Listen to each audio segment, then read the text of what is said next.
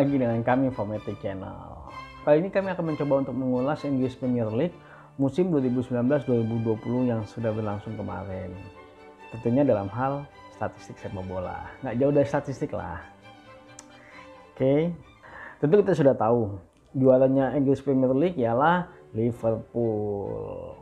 Ya, setelah 30 tahun mereka menunggu ya, akhirnya mereka bisa menjuarainya. Liverpool ini sangat kuat di musim kemarin. Mereka berhasil unggul sebesar 18 poin dari pesaing terdekatnya di peringkat 2 yaitu Manchester City. Mereka berhasil meraup 32 kali kemenangan, 3 kali seri, dan 3 kali kalah. Dengan memasukkan gol sebanyak 85 kali dan kebobolan sebanyak 33 kali. Ya, peringkat 2-nya yaitu Manchester City, peringkat 3-nya Manchester United, peringkat 4-nya Chelsea, dan peringkat 5-nya Leicester. Kemarin cukup seru ya persaingan untuk masuk ke zona Liga Champions tahun depan antara Leicester, Manchester United, dan Chelsea. Kalau Manchester City sudah agak jauh poinnya juga, jadi nggak terlalu pengaruh. Ya, akhirnya Leicester tidak berhasil masuk ke dalam zona Liga Champions. Mereka hanya masuk ke dalam zona Liga Eropa.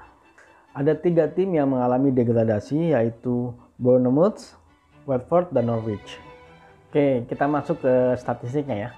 Selama satu musim ini, kalau kita melihat secara possession, sebenarnya Manchester City lebih unggul, yaitu sebanyak 62%. Meningkat dengan Liverpool yang hanya 59%. Secara aggression atau agresivitas ya, yang mainnya pak. Sebenarnya dinilai dari kartu, yang kartu kuning dan kartu merah. Yang paling tertinggi ialah Arsenal.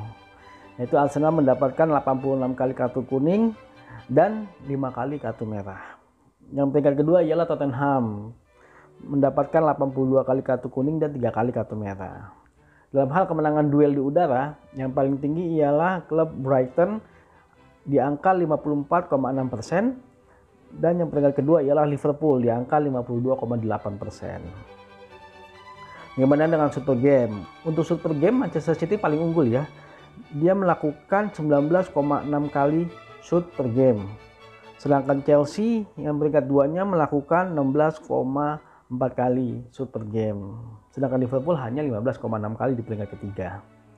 Bagaimana dengan passing accuracy-nya? Secara passing accuracy ternyata memang Manchester City paling tinggi ya, yaitu di angka 89,3%. Di peringkat kedua ialah Chelsea, yaitu di angka 85,2%. Liverpool 84,3%. Secara rating keseluruhan, Manchester City pun paling unggul, yaitu di angka 7,05. Sedangkan peringkat kedua yaitu Liverpool di angka 6,94. Sebenarnya kalau secara statistik Manchester City lebih unggul ya. Cuman sangat disayangkan dia tidak bisa menjuarai Liga Premier League. Karena memang kalau dilihat dari statistiknya Manchester City lebih banyak kalah. Karena di musim kemarin mereka mengalami kekalahan sebanyak 9 kali. Itu mungkin yang harus dibenahi di musim selanjutnya ya. Kenapa bisa mereka sampai kalah? Apakah memang lini pertahanan mereka yang harus dibenahi? Itu yang harus jadi PR-nya Pep Guardiola ya. Selanjutnya kita lihat top playernya ya, secara keseluruhan selama satu musim kemarin. Kita lihat top skornya ya. Top skornya ialah Jamie Vardy dari Leicester, yaitu dengan mencetak 23 gol. Ya, kontribusi terhadap timnya ialah sebanyak 34%, yaitu dari timnya yang mencetak 67 gol, dia mencetak 23 gol. Oke, kita lihat secara aggression ya. Yang paling tertinggi ialah aggressionnya ialah Lerma dari Bournemouth, yaitu dengan mendapatkan 11 kali kartu kuning dan 1 kali kartu merah. Di peringkat kedua ialah Saiz dari Wolves, yaitu sebanyak 10 kali kartu kuning dan 1 kali kartu merah. Bagaimana dengan shot per gamenya? Untuk shot per gamenya yaitu Mohamed Salah dari Liverpool, yaitu sebanyak 39 kali melakukan shooting per game. Dan kedua ialah Aguero dari Manchester City dengan melakukan 3.2 shoot per game.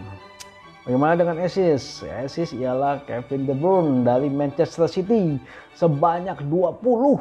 Gila, 20 kali assist ya. Enak banget tuh striker yang disuplai sama Kevin De Bruyne. Yang di peringkat 2 ialah Alexander Arnold dari Liverpool, yaitu sebanyak 13 kali. Ya memang Salah, Firmino, dan Mane itu memang disuplai dengan pemain-pemain tengah ya, lumayan ya. Di samping mereka juga melakukan akselerasi sendiri. Bagaimana dengan rating? Yang paling tertinggi ialah Kevin De Bruyne dari Manchester City, mendapatkan rating sebesar 7,97 kali. Yang kedua, yang menarik ini ialah player ini adalah seorang defender ya. Dia mendapatkan rating senilai 7,5 kali. Nanti kita lihat statistik detailnya seperti apa. Kenapa dia bisa jadi peringkat 2 nih. Keren juga nih.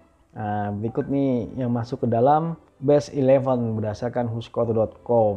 Liverpool ada 2 orang. Manchester United 1, Leicester ada 2 orang, Manchester City hanya 1 orang ya, hanya Kevin De Bruyne. Ya nggak tahu lah, ini penilaian dari WhoScored.com. Mereka punya penilaian masing-masing. Oke. Kita lanjut ke tim statistik. Nah, kalau secara statistik timnya, sebenarnya Manchester City ialah lebih unggul dibandingkan dengan Liverpool. Manchester City mendapat rating sebesar 7,05 poin dan Liverpool hanya mendapat 6,94 poin. Ini secara statistik Manchester City mencetak sebanyak 102 gol, cukup produktif ya, 102 gol. Dan melakukan super game sebanyak 19,6 kali. Cuma memang yang sangat disayangkan secara disiplin mereka agak kurang ya, karena mendapatkan kartu kuning sebanyak 60 kali. Dan mendapatkan kartu merah sebanyak 4 kali. Mungkin ini salah satunya dia nggak bisa juara nih. Dapat kartu merah orangnya 4 kali. Aduh, kasihan juga ya. Tapi memang Liverpool keren kok. Nah, bagaimana dengan possession? Possessionnya di angka 62,6% dan passing successful di angka 89%. Bagaimana dengan Liverpool yang ada di peringkat 2? Mereka mencetak gol sebanyak 85 kali dengan shoot per game sebanyak 15,6 kali. Secara disiplin relatif lebih rendah, yaitu sebanyak 38 kali mendapatkan kartu kuning dan hanya 1 kali mendapatkan kartu merah. Secara possession, dia memiliki angka 59,6% dan passing accuracy di angka 84,3%. Oke. Tapi memang diakui ofensifnya Manchester City kuat banget ya. Oke, kita lihat situasional statistik ya. Jadi ini ialah statistik yang dihasilkan untuk mencetak gol. Situasinya seperti apa? Nah, kalau Manchester City dari 102 gol yang dihasilkan yaitu 73 gol dari open play, 4 dari counter attack, dan 17 dari set pieces. Penalti 6 kali dan on goal 2 kali. Ini on goal dari lawan ya maksudnya ya, bukan on goalnya dia ya. Dan Liverpool dari 85 gol yang berhasil dia cetak, dari open play sebanyak 51 kali, counter attack sebanyak 10 kali ya. Ini termasuk tinggi ya. Kalau kita lihat ini paling tinggi di antara tim yang lain ya. Nah, Liverpool melakukan 17 kali set pieces, penalti 5 kali, on goalnya juga sama dengan Manchester 2 kali. Bagaimana secara passing? Nah, secara passing kita lihat crossing kita coba lihat paling banyaknya siapa yang melakukan ya. Oke, untuk crossing yang paling banyak melakukan memang Manchester City sebanyak 24 kali dan juga Liverpool yaitu sebanyak 24 kali juga. Chelsea yang ada di selanjutnya yaitu melakukan 23 kali crossing. Through ball nggak beda jauh ya. Through ball hanya melakukan 2 kali nih Manchester City, Liverpool, Chelsea, Leicester, Arsenal dan Manchester United serta Tottenham melakukan masing-masing melakukan 2 kali through ball. Nah, bagaimana dengan long ball nih? Siapa yang paling banyak nih? Ternyata yang paling banyak melakukan long ball ialah Sheffield United sebanyak 74 kali long ball. Dan yang kedua ialah Burnley sebanyak 73 kali long ball. Sepertinya memang tim-tim seperti ini hanya mengandalkan long ball ya. Karena kemungkinan mereka diserang sih. Ya kita nggak tahu. Ini hanya secara statistik ya. Bagaimana dengan short pass-nya? Sebenarnya secara short pass yang paling tinggi ialah Manchester City yaitu melakukan 645 kali. Dan yang kedua ialah Liverpool sebanyak 567 kali. Oke, kita lihat positional statistik.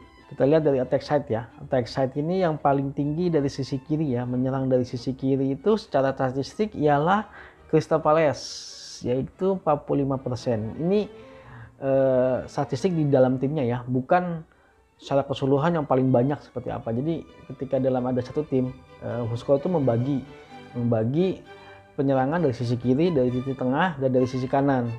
Nah, persentasenya ini yang paling tinggi ini sekarang untuk sisi kiri ialah Crystal Palace. Walaupun sebenarnya mungkin tim yang lain lebih banyak penyerangannya dari sebelah kiri.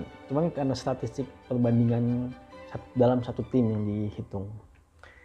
Nah, untuk yang melakukan dari tengah yaitu Tottenham Hotspur, yaitu sebanyak 28%. Nah, menariknya ini nih. Jadi di tengah ini hanya angkanya di angka 28%. Jadi kita bisa ambil kesimpulan sebenarnya pemain klub-klub Liga Inggris ini banyak melakukan memang dari sayap ya. Karena kalau dari tengah mereka hanya sekitar 28% melakukan serangan dari tengah. Nah, yang dari kanan yaitu sebanyak 42% yaitu Wolverhampton Wanderers. Dia melakukan serangan lebih banyak dari sebelah kanan. Nah, kita coba shoot zone-nya ya. Kita coba lihat yang paling banyak melakukan long shoot outside of box, yaitu ternyata ialah Manchester United. 45% syutingnya itu berada di luar kotak penalti. Jadi lumayan sering nih ternyata Manchester United melakukan long shoot ya. Yang kedua ialah Newcastle United, yaitu sebanyak 44%. Kita coba dilihat dalam kotak penalti ya. Yang paling banyak melakukan itu secara persentase ya. Bukan, sekali lagi ini bukan secara jumlah tapi ini secara persentase. Yaitu yang pertama ialah Sheffield United, yaitu sebanyak 64%. Dan yang kedua ialah Liverpool sebanyak 63%. Kita masuk ke player statistiknya. Kita lihat. Oke. Nah, tadi udah dijelasin ya kalau yang paling tinggi itu ialah Kevin De Bruyne dengan poin 7,97 dan yang kedua ialah Ricardo Pereira dengan angka 7,50.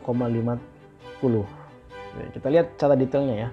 Kita lihat Kevin De Bruyne. Jadi Kevin De Bruyne ini dari 32 kali penampilan yaitu sebanyak 2.800 menit melakukan sebanyak 13 gol.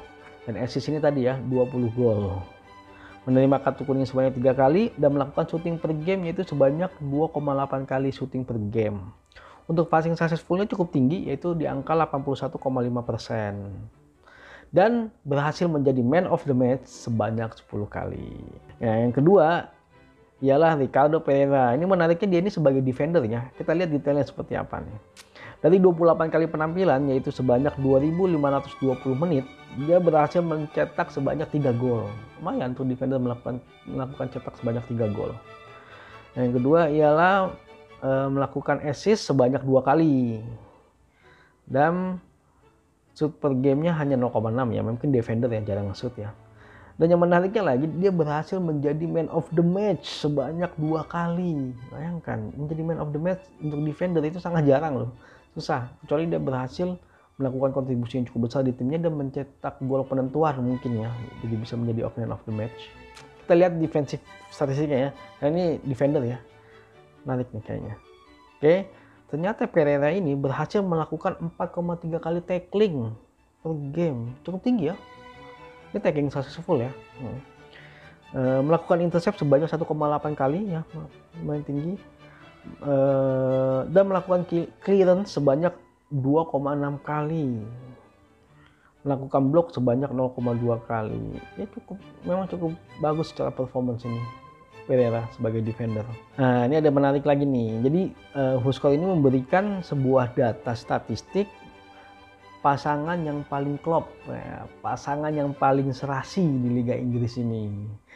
Nah, yang paling tinggi itu ialah pasangan antara Jimenez itu pasangan antara Jimenez dan Traore, yaitu siapa yang mengassist dan siapa yang mencetak gol. Nah, Jimenez ini yang mencetak gol dan yang mengassist ialah Traore ya, dari klub Wolverhampton Wanderers, yaitu sebanyak 7 kali mereka melakukan ini. Ya, termasuk pasangan yang cukup ideal ya. Bagi kalian yang belum punya pasangan gimana nih? Cepet-cepet cari pasangan lah. Maksudnya pasangan dalam pertandingan sepak bola. Ketika kalian sudah klop, maka akan banyak gol yang tercipta. Yang kedua ialah Aguero dengan Kevin De Bruyne, yaitu Aguero sebagai pencetak gol dan Kevin De Bruyne sebagai assist dari klub Manchester City, yaitu sebanyak 6 kali. Ya jangan sampai dilepas lah ini. Karena mereka sepertinya memang sudah klop ya. Assist gol, assist gol, assist gol, assist gol. Oke, nah itulah statistik-statistik yang ada dalam Liga Inggris musim tahun 2019-2020. Bagaimana dengan musim selanjutnya? Nggak sabar ya kita nunggu. Kalau nggak salah akan dimulai di tanggal 12 September. Kalau 12 September 2020 ini Liga Inggris akan dimulai lagi untuk musim 2020-2021. Kita tunggu saja. Maju sepak bola Indonesia. Adios.